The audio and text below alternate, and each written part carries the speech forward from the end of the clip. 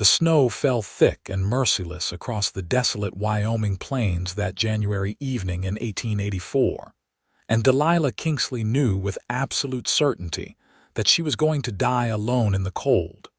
Her body ached from walking, her lungs burned from the freezing air, and her feet had gone numb hours ago. She had been traveling with a wagon train headed west, a group of families seeking new opportunities in California, but somewhere along the trail near the small settlement of Lovelock, everything had fallen apart. The wagon master, a cruel man named Thompson, had made it clear from the start that he did not appreciate having an obese woman slowing down his convoy. When supplies began running low and tempers grew short, he had used her size as an excuse to turn the others against her. "We cannot afford dead weight," he had announced that morning, his voice carrying across the camp. "Miss Kingsley here eats more than she contributes. We are already behind schedule, and the mountain passes will be impassable soon." Delilah had protested, had begged, had offered to walk instead of riding in the wagons, but Thompson had already poisoned the well. The families she had shared meals with, had laughed with, had prayed with, all turned their faces away as Thompson took her belongings and left her on the roadside with nothing but the clothes on her back and a single blanket.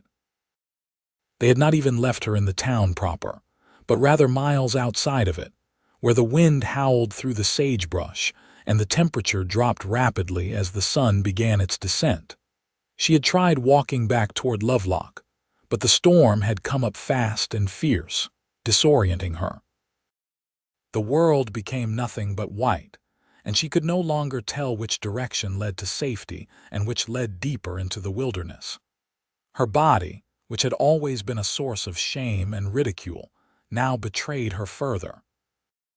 Each step required monumental effort, and she stumbled frequently in the deepening snow. When she finally collapsed against a rocky outcropping, she pulled the thin blanket around her shoulders and wept.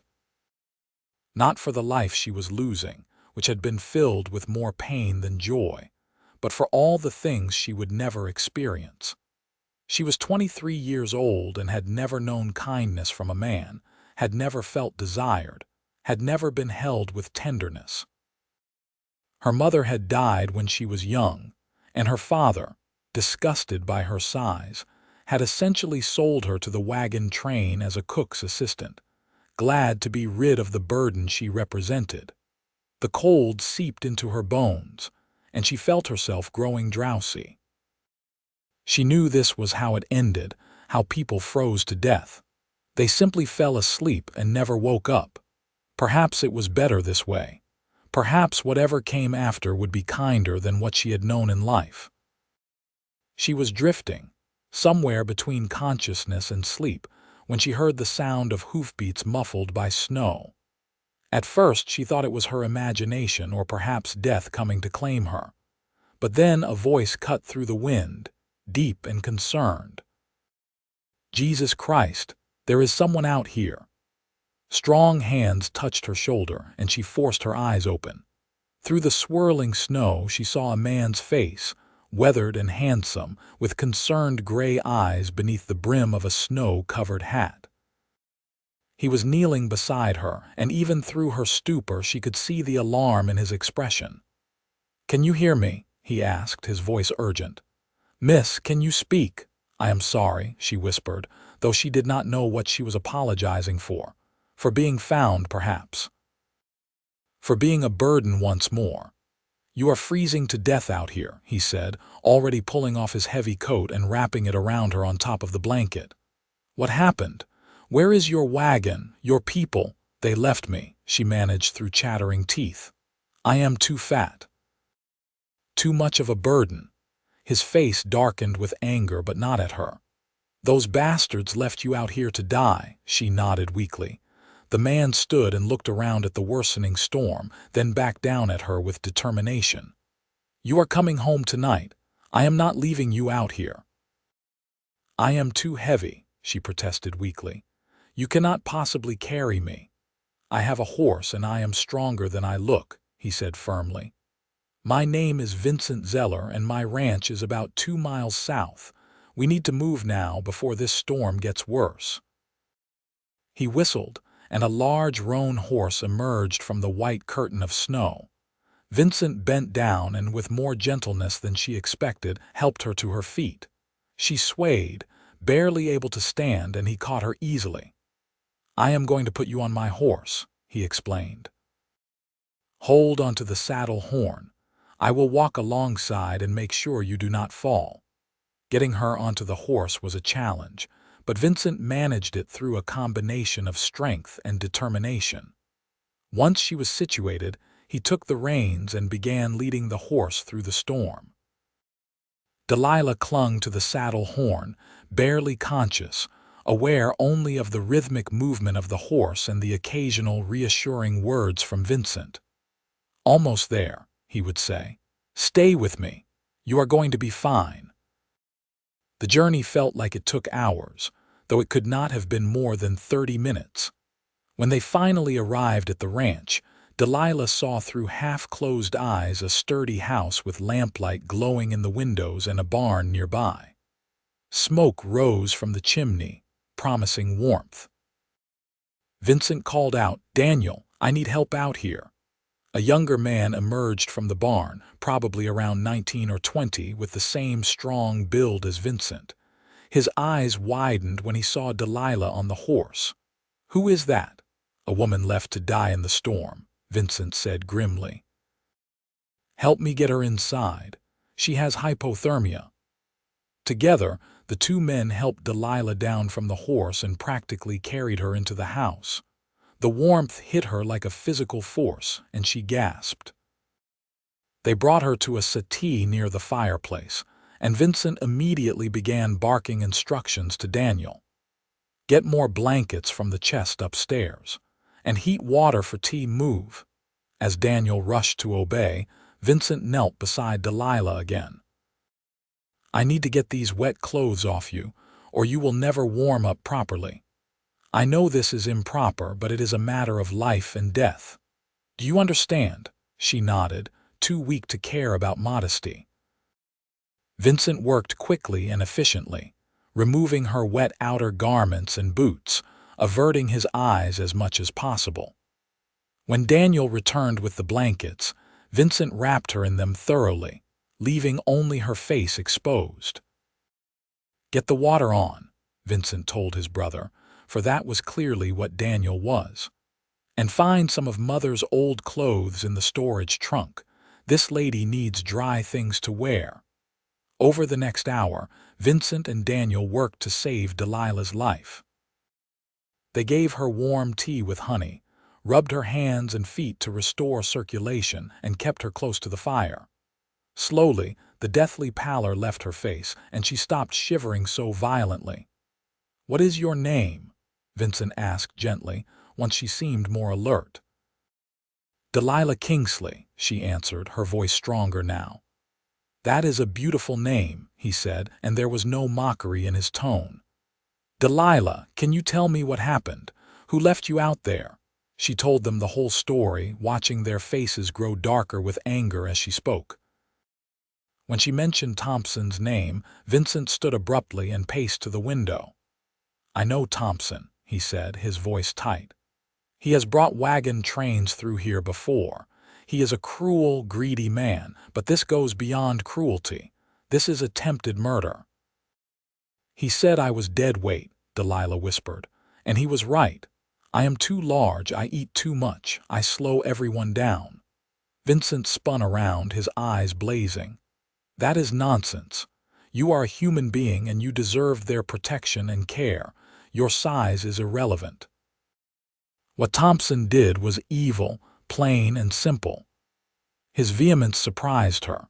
She had expected pity at best, disgust at worst, but this righteous anger on her behalf was something she had never experienced.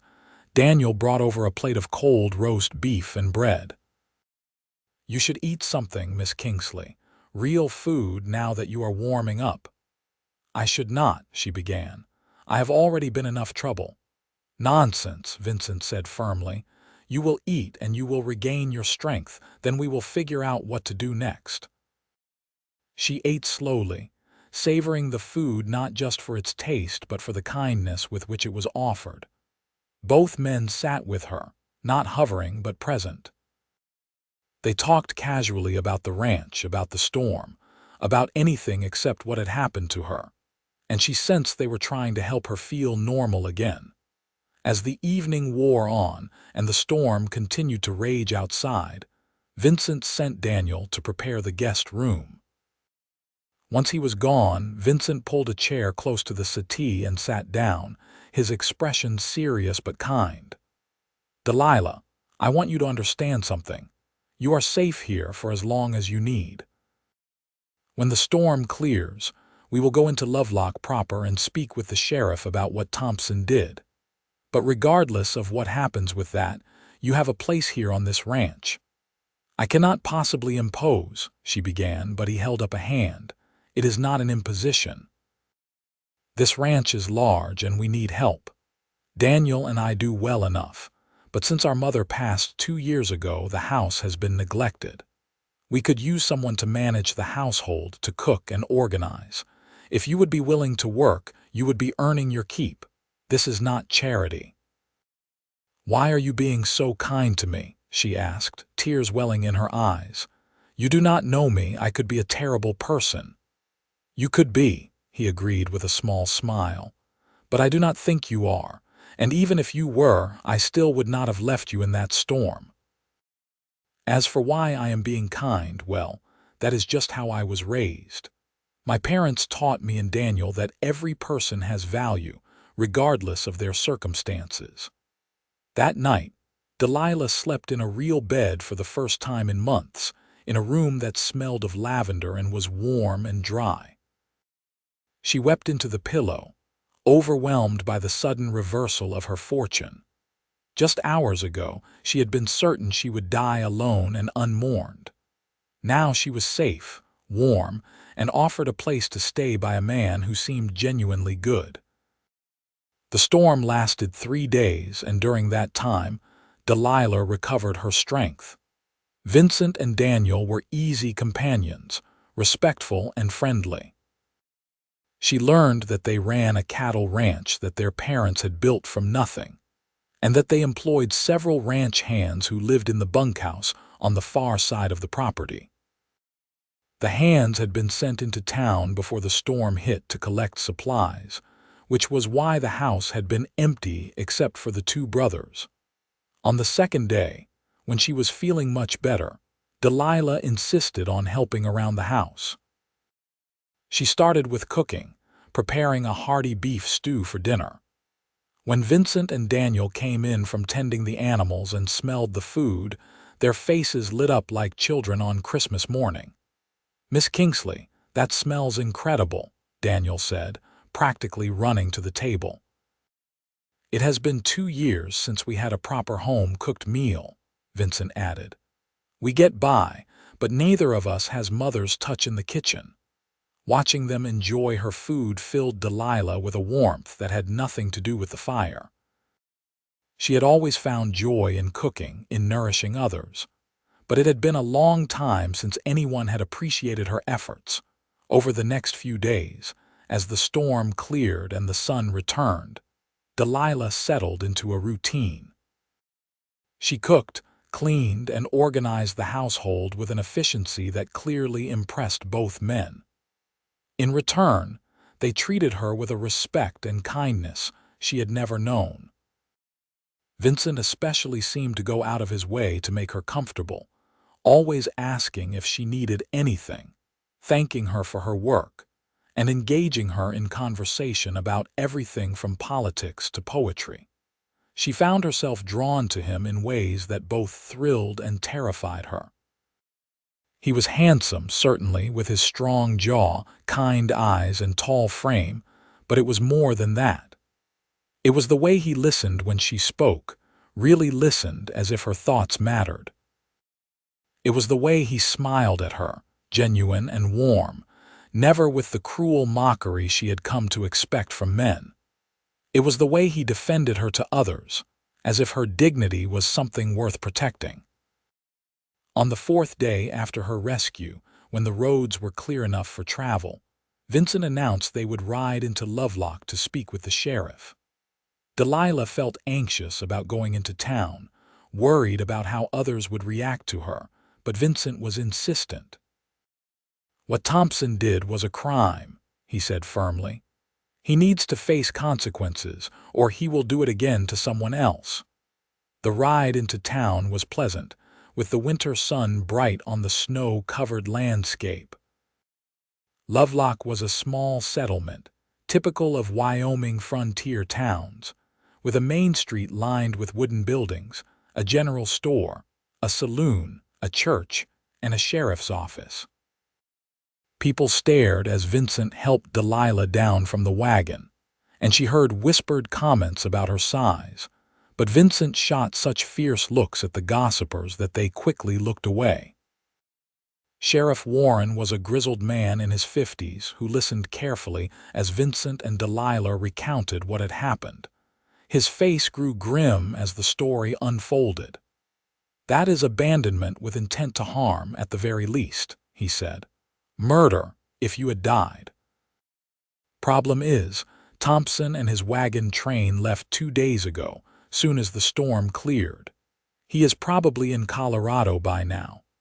"So he faces no consequences?" Vincent demanded.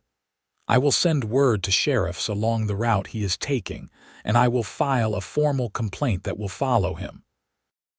But catching up to him now in winter would be near impossible. I am sorry, Miss Kingsley.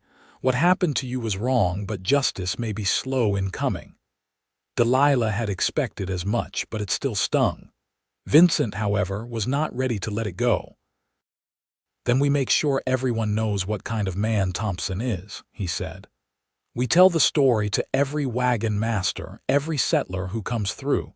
We make sure his reputation is destroyed, even if his freedom is not." The sheriff nodded approvingly. "That is a good plan. I will do my part." As they left the sheriff's office, Vincent took Delilah to the general store. "You need proper clothes," he said, "and whatever else you might need." "Vincent, I cannot ask you to spend money on me," she protested. "You are not asking, I am offering. Consider it part of your employment. You need proper attire to manage a household." He was so matter-of-fact about it that she could not argue. Inside the store, the proprietor, a thin woman named Mrs. Hadley, looked Delilah up and down with barely concealed disdain. But when Vincent explained what they needed, and made it clear he expected excellent service, Mrs. Hadley's attitude shifted immediately. Vincent Zeller was clearly a respected man in Lovelock. They purchased fabric for several dresses, a warm winter coat, proper boots, undergarments, and various personal items.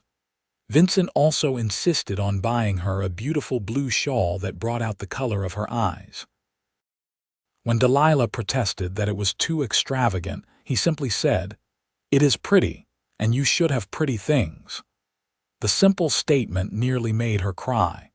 No one had ever suggested she deserved pretty things before. As they loaded the purchases into the wagon, a well-dressed woman approached. She was middle-aged with kind eyes and an air of authority. "Vincent Zeller, is that you?" she called out. "Mrs. Patterson," Vincent replied warmly. "How are you?" "Well enough. I heard you pulled a woman from the storm a few days back. Is this her?" "This is Miss Delilah Kingsley," Vincent said. "She is managing the household at the ranch now." Mrs. Patterson looked at Delilah with genuine warmth. "My dear, what a horrible ordeal you went through. I heard about Thompson's cruelty from the sheriff. Please know that not everyone in Lovelock is so heartless. You are welcome in our community." "Thank you," Delilah managed, surprised by the kindness. "I run the ladies' social club," Mrs. Patterson continued. "We meet every Thursday afternoon at the church. You should join us. We sew, we talk, we organize charity work. It would be a good way to meet other women in town." Delilah glanced at Vincent, who nodded encouragingly. "I would like that," she said. On the ride back to the ranch, Delilah felt something unfamiliar blossoming in her chest. Hope. For the first time in her life, she could imagine a future that was not defined by suffering and rejection. She had work she enjoyed, a safe place to live, and people who treated her with respect. It was more than she had ever dared to dream. As winter slowly gave way to early spring, Delilah's life took on a rhythm and purpose she had never known. She transformed the Zeller household, not just through cleaning and organizing, but by filling it with life again.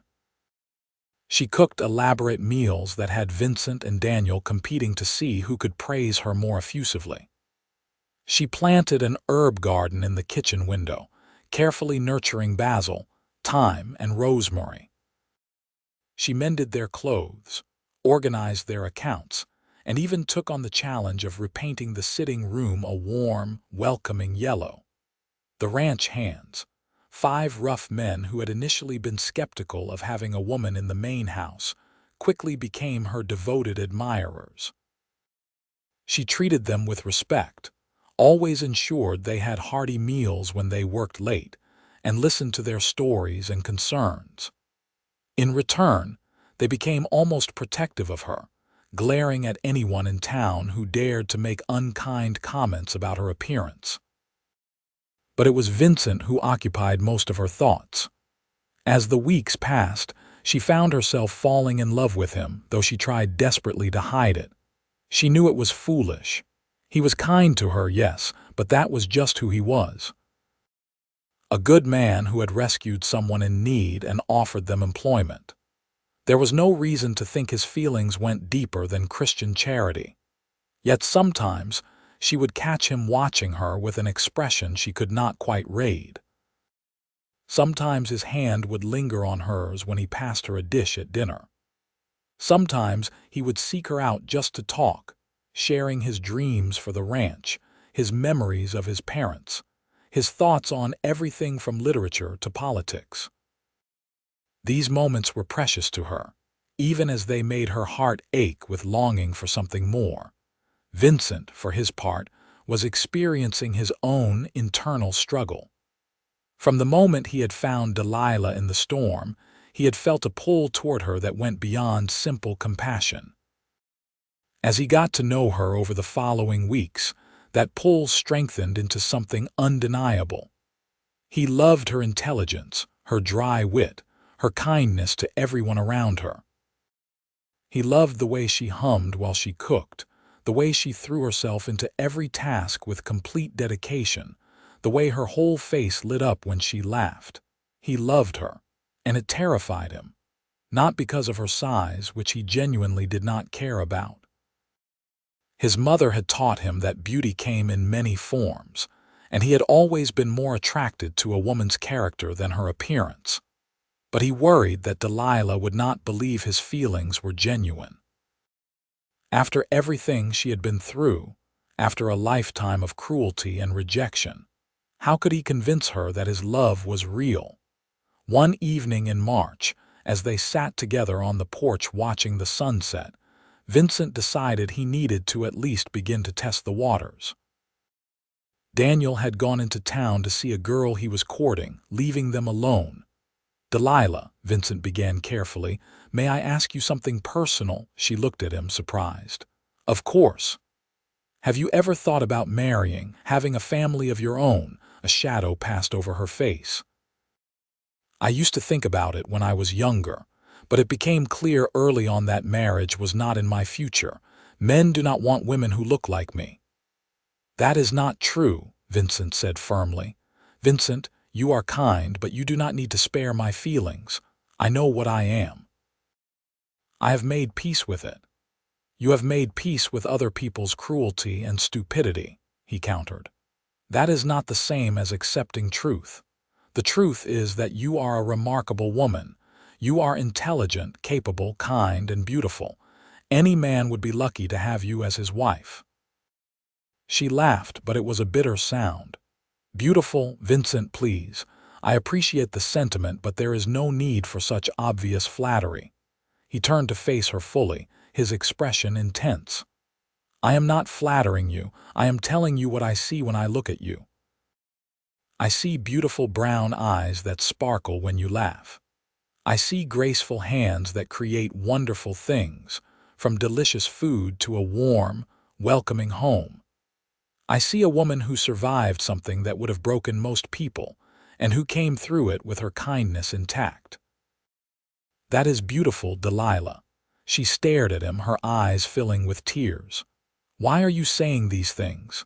"Because they are true, and because I need you to know that you are valued, not just for your work, but for who you are."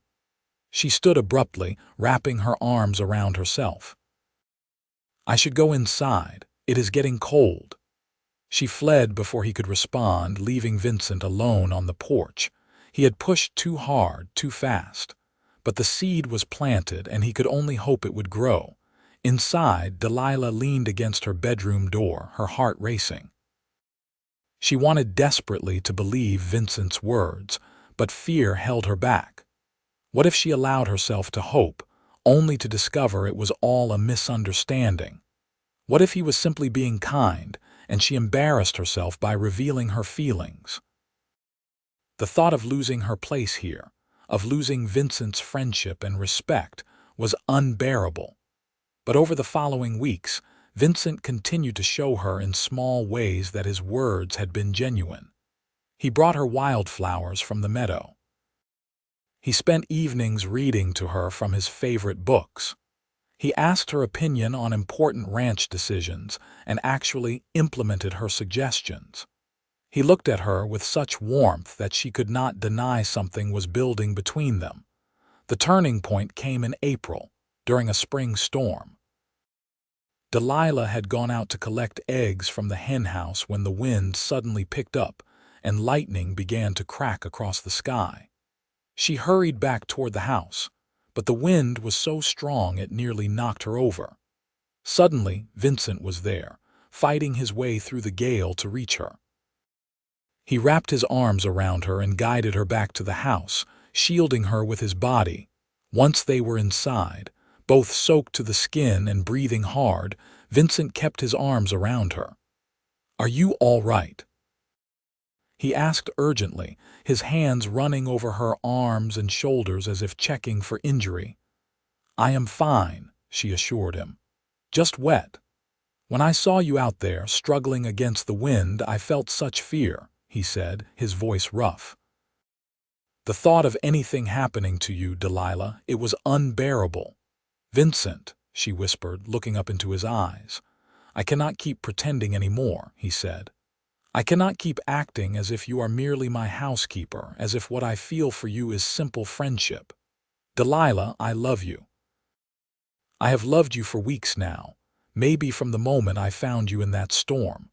I love your strength, your kindness, your laugh, your mind. I love everything about you, and I do not care what anyone else thinks. I need you to know that." "You cannot mean that," she said, but her voice wavered with hope. "I mean it with every fiber of my being," he said firmly. "I know you have been hurt, and I know you have reasons to doubt, but I am asking you to take a chance on me, on us. Marry me, Delilah. Be my wife, not my housekeeper. Let me spend the rest of my life proving to you how much you are loved." Tears streamed down her face. "I am afraid," she admitted. "I am afraid that this is a dream and I will wake up back in that storm, freezing and alone." "This is real," he said, taking her face gently in his hands. "My love is real. You are not alone anymore, and you never will be again. I am asking you to trust me, to trust this. Please, Delilah, say yes." She looked into his eyes and saw nothing but sincerity and love, and in that moment she made the bravest decision of her life. She chose to believe. She chose to hope. She chose love. "Yes," she whispered. "Yes, I will marry you." Vincent's face broke into a brilliant smile, and then he was kissing her. It was her first kiss, and it was everything she had never dared to imagine. Gentle and passionate, tender and full of promise. When they finally broke apart, they were both laughing and crying at once. "I love you," she said, the words feeling strange and wonderful on her tongue. "I have loved you for so long, but I was too afraid to believe you could feel the same." "I feel the same," he assured her, pulling her close. "I feel so much more than the same. You are my everything, Delilah Kingsley, soon to be Delilah Zeller." Daniel returned home to find them still standing in the entryway, wrapped in each other's arms, and when they told him the news, he whooped with joy and insisted on riding into town immediately to spread the word, despite the continuing storm. Vincent and Delilah tried to stop him, but he was adamant. "Everyone needs to know that my brother is marrying the best woman in Wyoming," he declared. Over the next few weeks, as they planned their wedding, Delilah experienced a happiness she had never known existed. Vincent was attentive and affectionate, never missing an opportunity to hold her hand, kiss her cheek, or tell her he loved her. He took her into town to meet with Reverend Matthews, who would perform the ceremony, and made it clear to everyone they encountered that he was proud to have Delilah as his bride-to-be. Not everyone was kind about it. There were whispers and snide comments from some townspeople who could not understand why a successful rancher would marry an obese woman. But Vincent shut down any negativity with such fierce protectiveness that people quickly learned to keep their opinions to themselves, at least in his presence. Mrs. Patterson and the Ladies' Social Club rallied around Delilah, helping her make her wedding dress. They chose a beautiful cream-colored fabric with delicate lace trim, and together they created a dress that made Delilah feel, for the first time in her life, truly beautiful. Mrs. Patterson also took on the role of surrogate mother, teaching Delilah about what to expect on her wedding night, offering advice on marriage, and generally providing the maternal support Delilah had been missing for so long. The wedding took place on a beautiful May morning, with wildflowers blooming across the plains and the sky a brilliant blue. The church was packed with ranch hands, townspeople, and neighbors who had come to celebrate. When Delilah walked down the aisle on Daniel's arm, her eyes were only for Vincent, who stood at the altar looking at her as if she were the most precious thing in the world. "Dearly beloved," Reverend Matthews began, "we are gathered here today to witness the union of Vincent Zeller and Delilah Kingsley in holy matrimony." The ceremony was simple but moving. When it came time for vows, Vincent spoke first, his voice strong and clear. "Delilah, I vow to love you, honor you, and cherish you for all the days of my life. I vow to be your partner, your protector, and your best friend. I vow to remind you every day how precious you are, how loved you are, how beautiful you are. I vow to build a life with you filled with joy, laughter, and purpose. This I promise before God and all these witnesses." Delilah's voice trembled slightly as she spoke her vows, but there was no doubt in her words. "Vincent, I vow to love you with all that I am. I vow to support your dreams, to stand by your side through whatever comes, and to make our house a true home. I vow to trust in your love, even when old fears whisper doubts.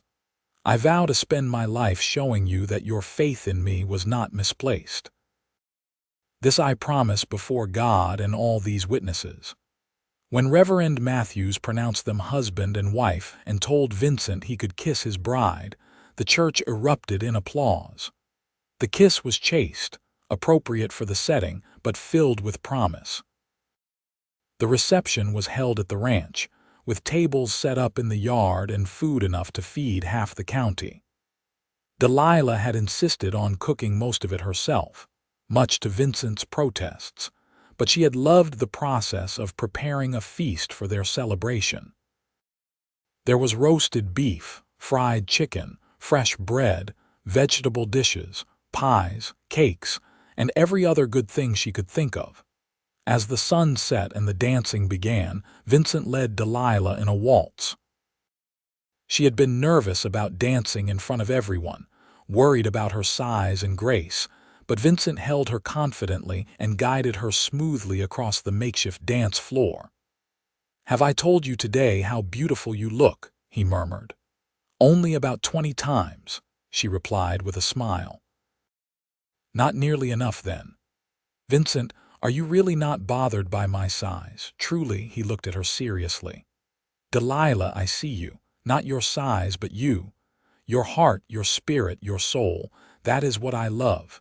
Your body is simply the form that holds the person I adore. Could I ask you something in return? Anything? Are you truly not bothered by the fact that I am a simple rancher, that I cannot give you fancy city life or high society?" She laughed. "That is not the same thing at all, is it not? You are asking if I can love you despite what you see as a flaw. I am asking if you can love me despite what others might see as a limitation. The truth is, Delilah, we love each other not despite anything, but because of everything. We fit together. We are meant to be together. And I will spend every day of our marriage proving that to you." That night, in their marriage bed, Vincent was patient and gentle, making sure Delilah felt safe and cherished. He took his time, whispering words of love and admiration, showing her with every touch that he found her desirable and beautiful. For Delilah, who had never expected to experience physical intimacy, it was overwhelming in the best possible way. She had not known her body could feel such pleasure, had not known she could feel so connected to another person. Afterward, as they lay together in the darkness, Vincent's arms around her, Delilah felt a peace she had never known. "Are you happy?" Vincent asked softly. "More than I ever thought possible," she answered honestly. "I feel like I've been given a second life, a better life." "We both have," he said. "You saved me too, you know. This house was empty after Mother died. Daniel and I were just going through the motions. You brought light back into our lives. You gave us a reason to be more than just survivors." They fell asleep wrapped in each other's arms, and Delilah woke the next morning to sunlight streaming through the window and her husband's smile. It was the first day of their new life together, and it was perfect. The months that followed were filled with the beautiful mundanity of married life. Delilah continued to manage the household, but now she did it as the lady of the house rather than an employee. She and Vincent developed routines and rhythms, learning each other's habits and preferences. They had their first argument about a month into marriage, a silly disagreement about whether to plant corn or wheat in the southern field, and they learned how to navigate conflict together, how to compromise and communicate. Daniel moved into the bunkhouse with the ranch hands, giving the newly married couple privacy in the main house. He was courting a nice girl from town named Sarah Montgomery, and by summer's end, he announced his own engagement. Delilah was thrilled to have another woman joining the family, and helped Sarah plan her wedding with the same enthusiasm Mrs. Patterson had shown for her own. In August, Delilah realized her monthly courses were late. She waited another week before mentioning it to Vincent, not wanting to get his hopes up prematurely. But when she finally told him she thought she might be with child, his joy was so pure and immediate that it brought tears to her eyes. "We are going to have a baby?" he asked, his hand moving reverently to her stomach. "I think so. It is early yet, but all the signs are there." He pulled her into his arms, holding her carefully as if she were made of glass. "This is the best news. You are going to be a wonderful mother, Delilah." "And you will be a wonderful father," she assured him. The pregnancy was challenging. Delilah experienced significant sickness in the first few months, and as her belly grew, her size increased dramatically. There were moments when she felt enormous and ungainly, when old insecurities resurfaced. But Vincent was steadfast in his affection and support. He rubbed her feet when they swelled, brought her ginger tea for her nausea, and told her constantly how beautiful she looked. "You are growing our child," he would say. "How could you be anything but beautiful?" In March of 1885, after a long and difficult labor, Delilah gave birth to a healthy baby boy. They named him Victor, after Vincent's father, and the moment Delilah held her son in her arms, she understood what it meant to love someone completely and unconditionally. Vincent was besotted with his son from the first moment.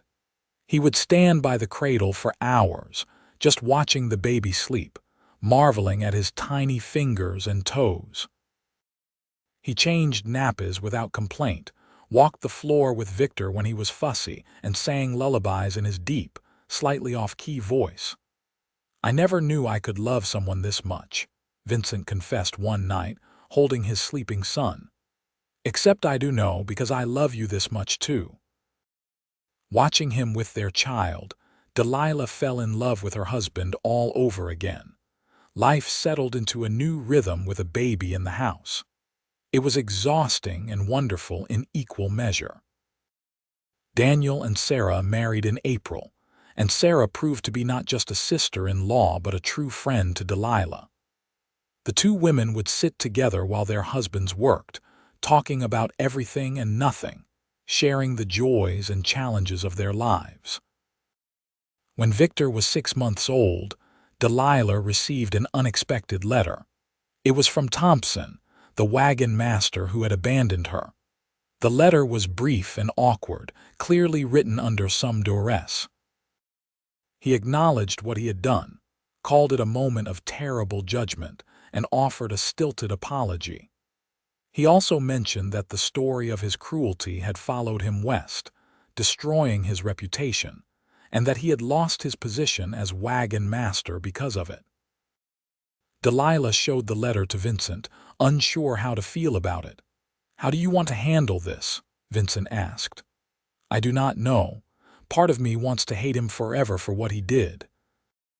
But another part of me recognizes that if he had not abandoned me, I would never have found you, never have had this life.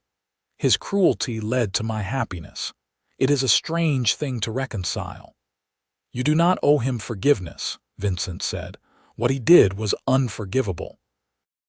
But if forgiving him would give you peace, then that is your choice to make." Delilah thought about it for several days. Finally, she wrote a response. She told Thompson that she forgave him, not for his sake but for her own. She told him that his cruelty had been real and wrong, but that it had led her to people who showed her what real kindness looked like. She told him she hoped he would learn from his mistakes and treat others better in the future. Then she sent the letter and felt a weight lift from her shoulders. "I feel free," she told Vincent, "like I finally closed the door on that terrible part of my life." "You are free," he agreed. "You are loved, valued, and free." The years passed sweetly. Victor grew into a bright, energetic boy who adored both his parents. 2 years after his birth, Delilah gave birth to a daughter they named Violet, after Vincent's mother. She was a beautiful baby with her mother's eyes and her father's stubborn chin. Then came another son, Vernon, 2 years after that, completing their family. The ranch prospered under Vincent's management, expanding its holdings and becoming one of the most successful operations in the region. Delilah's role in this success was significant, though often behind the scenes. She managed the household finances with precision, organized the feeding and care of the ranch hands, and maintained the kind of home that made everyone want to visit and stay. More than that, she became a pillar of the Lovelock community. Her kindness to others, her wisdom, and her willingness to help anyone in need made her beloved. She worked with Mrs. Patterson's charity organization, helping new settlers get established, providing food for struggling families, and organizing community events. The woman who had once been considered worthless by a cruel wagon master became one of the most valued members of her community. On their 10th wedding anniversary, Vincent surprised Delilah with a trip to Cheyenne, the territorial capital. They left the children in Sarah's capable care and spent a week exploring the growing city, attending theater performances, dining in restaurants, and simply enjoying each other's company away from the demands of ranch and family. One evening, as they sat in their hotel room, Delilah looked at her husband and felt overwhelmed with gratitude. "Do you ever think about that night?" she asked. "The night you found me in the storm." "Often," he admitted. "I think about how easily I could have missed you, how I almost turned back earlier because of the weather. I think about how close I came to never knowing you, never loving you, never having this life. I think about how I was ready to die," she said quietly. "I had given up. I thought there was nothing left for me in this world, and then you appeared like an angel sent to save me." "Not an angel," he said with a smile. "Just a man who recognized something precious when he saw it. You gave me everything, Vincent. A home, a family, a purpose, love. You gave me a life worth living." "No," he said firmly, taking her hand. "We gave each other those things. You saved me just as much as I saved you. We rescued each other, Delilah, and we built this beautiful life together." She leaned her head on his shoulder, contentment washing over her. "I love you, Vincent Zeller. I love you, Delilah Zeller, always and forever." They returned home to Lovelock to find their children healthy and happy, eager to share all the things they had done while their parents were away. Victor, now 9, had helped Uncle Daniel with the horses. Violet, 7, had learned a new song on the piano. Vernon, 5, had apparently eaten an entire pie by himself when Sarah's back was turned. Life continued its sweet progression. The children grew, the ranch prospered, and Vincent and Delilah's love deepened with each passing year. They faced challenges, of course. There were droughts that tested the ranch's resources, illnesses that frightened them, moments of disagreement and frustration. But they faced everything together, their partnership solid and unshakable. Victor grew into a serious young man who loved the ranch and showed a natural talent for managing cattle. He was engaged to be married to a rancher's daughter from the neighboring county, a bright and capable young woman who fit seamlessly into the family. Violet became a teacher, taking a position at the Lovelock schoolhouse and filling the role with passion and dedication. Vernon, the youngest, surprised everyone by showing an aptitude for law and announcing his intention to study in Cheyenne to become an attorney. When Wyoming achieved statehood in 1890, the Zeller family celebrated along with the rest of the territory. They attended the celebrations in Lovelock, watching as their home officially became part of the United States.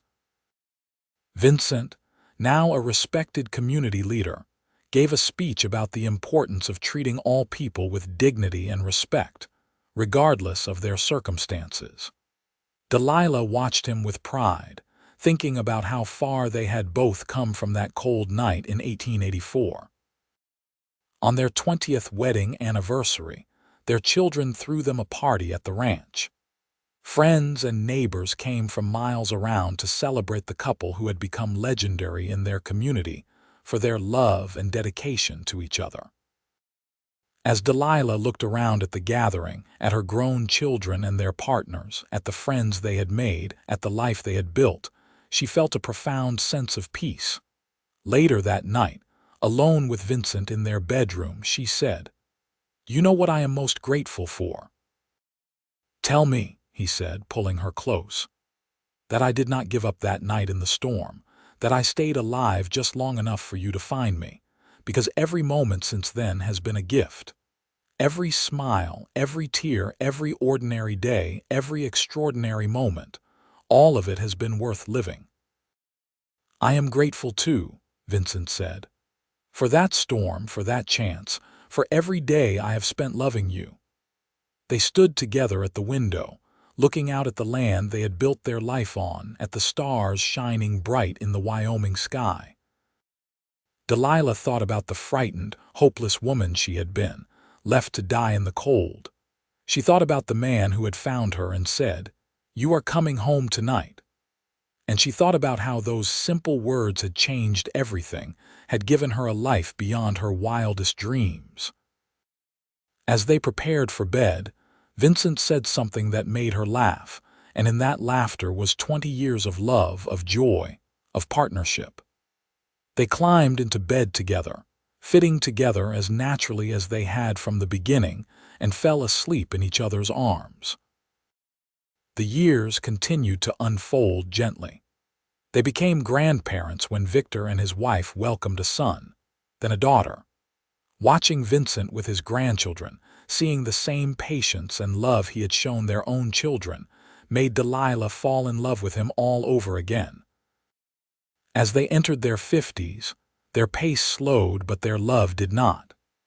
They spent more time together, just the two of them, taking long walks around the ranch, sitting on the porch in the evenings, reminiscing about their life together. Vincent's hair turned silver, and Delilah's face showed the lines of decades of smiles, but to each other, they were as beautiful as they had been on their wedding day. On a warm summer evening in 1904, as they sat on the porch watching the sunset, Delilah said, "Vincent, I want you to know that you made every dream I never dared to dream come true." "You did the same for me," he replied, taking her hand. "Every single day with you has been exactly what I needed, exactly what I wanted." "Do you remember what you said to me that night you found me?" I said, "You are coming home tonight." "You did. And you know what? I have been home ever since. Not this house, not this ranch, but wherever you are. That is my home, Vincent. You are my home." He raised her hand to his lips and kissed it gently. "And you are mine." They sat together as the sun painted the sky in shades of gold and pink, their hands intertwined, their hearts joined as they had been for 20 years. The obese woman who had been left in the cold had found her home in the arms of a cowboy who had recognized her worth from the very beginning. Together, they had built a life filled with love, purpose, and joy. Their story became the stuff of local legend. People would tell the tale of Vincent Zeller, who had ridden out into a deadly storm and found his true love in the snow. They would speak of Delilah, who had survived abandonment and cruelty to become one of the most beloved women in Lovelock. But more than that, they would tell the story as a reminder that love could be found in the most unexpected places, that worth was inherent rather than earned, and that kindness could change lives. Years later, when Delilah was in her 60s, a young woman came to her door. She was heavy-set, shy, and clearly carrying the weight of a lifetime of rejection. She had heard the story of Delilah Zeller and had traveled from Colorado to meet her. "I needed to know it was true," the girl said. "That someone like me could find love, could have a good life." Delilah invited her in, sat her down at the kitchen table and poured her tea. Then she told her the whole story, leaving nothing out. The cruelty, the fear, the moment she had given up hope. And then the miracle of Vincent finding her, the slow building of trust, the overwhelming joy of realizing she was truly loved. "The key," Delilah said, "is not finding someone who will overlook who you are. It is finding someone who loves you because of who you are." Vincent did not love me despite my size. He loved me, period. And I learned to love myself through his eyes. The young woman left with tears in her eyes but hope in her heart, and Delilah felt the circle complete. She had been given a second chance at life, and now she was passing that hope on to others. Vincent lived to see his 80th birthday, surrounded by children, grandchildren, and even a few great-grandchildren. Delilah organized a massive celebration at the ranch, with half the county in attendance. As he stood to give a speech, he looked at his wife and smiled. "I have been blessed beyond measure," he said. But the greatest blessing of my life was finding Delilah in that storm 50 years ago. She has been my partner, my love, my best friend, and the mother of my children. Everything good in my life has come from that one moment when I decided to ride out into a deadly storm and check the back roads. I thank God every day for that decision. Delilah wiped away tears as the crowd applauded. When everyone had left and they were alone again, she held him close. 50 years, she marveled. 50 years of loving you. Not nearly long enough, he replied. I want 100 more. I will give you whatever time we have left, she promised, and I will love you every moment of it. They were blessed with several more years together, years filled with the quiet contentment of a life well lived. When Vincent finally passed away peacefully in his sleep at the age of 84, Delilah grieved deeply, but without regret. They had shared a love story for the ages, and she carried his love with her like a warm blanket against the cold. She lived another 5 years, surrounded by family and friends, active in her community until the very end. On the day she died, her children and grandchildren gathered around her bed. Her last words were simple and peaceful. I am going home, she whispered. I am going home to Vincent. They buried her next to her husband on a hill overlooking the ranch they had built together. The headstone read, Delilah Zeller, beloved wife, mother, and friend, she was found in the cold and brought home to love. The legacy of Vincent and Delilah Zeller lived on through their descendants, through the ranch that continued to prosper, and through the countless lives they had touched with their kindness. Their story was told and retold, a testament to the power of love, the importance of seeing worth in others, and the truth that home is not a place but a person. Years after her death, a historical society in Lovelock placed a plaque at the ranch, commemorating the love story that had captured the imagination of generations. Tourists would come to see the place where such a beautiful romance had unfolded, and locals would tell the story with pride. The obese woman who had been left in the cold had indeed come home that night, and she had stayed home in the arms of love for the rest of her life. It was a story of redemption, of second chances, of seeing past societal prejudices to recognize the worth of another human being. It was a story of the Wild West, but more than that, it was a timeless story of love conquering all obstacles. Victor and his descendants kept the ranch running for generations, always maintaining the main house exactly as Vincent and Delilah had left it. The kitchen where Delilah had cooked thousands of meals, the sitting room where she had sewn and read, the porch where she and Vincent had spent countless evenings watching the sunset. All of it was preserved as a reminder of what they had built together. On the anniversary of that fateful storm every year, the family would gather at the ranch to tell the story once more. They would speak of how Vincent had ridden out into the blizzard and found a woman left to die, how he had said those fateful words, "You are coming home tonight." How that single act of kindness had blossomed into a love that spanned 50 years and touched hundreds of lives. The story of Vincent and Delilah became more than just a family tale. It became a legend of the West, a reminder that heroes were not always gunslingers and outlaws. Sometimes they were simply good people who saw someone in need and chose to help. And sometimes the greatest adventures were not about taming the wild frontier, but about building a home, raising a family, and loving someone with your whole heart. In the end, Delilah's greatest triumph was not surviving that cold night, though that had taken courage. It was not building a successful life as the wife of a prominent rancher, though that had taken effort. Her greatest triumph was learning to believe in her own worth, to accept that she deserved love and happiness, and to open her heart to the man who had seen her value from the very beginning. And Vincent's greatest triumph was not building a successful ranch or becoming a respected community leader. It was recognizing the treasure that others had thrown away, reaching out his hand to a woman in desperate need, and choosing love over the prejudices of his time.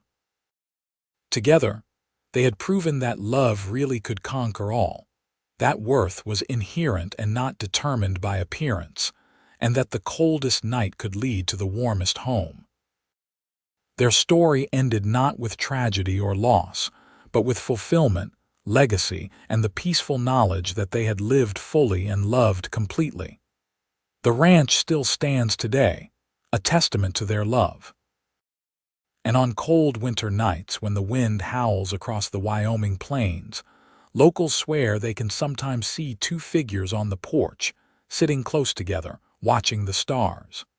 It is just a legend, of course, but it is a beautiful one, much like the life Vincent and Delilah Zeller shared.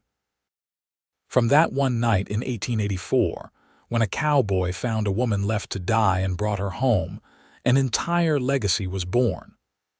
A legacy of love, of family, of community, and of the simple truth that every person deserves to be seen, valued, and brought home to warmth and safety.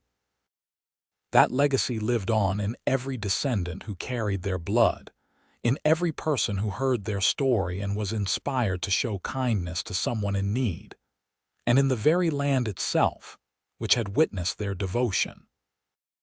It was a perfect ending to a perfect love story, the kind that reminds us all that no matter how dark the night or how cold the storm, home and love are always waiting to be found.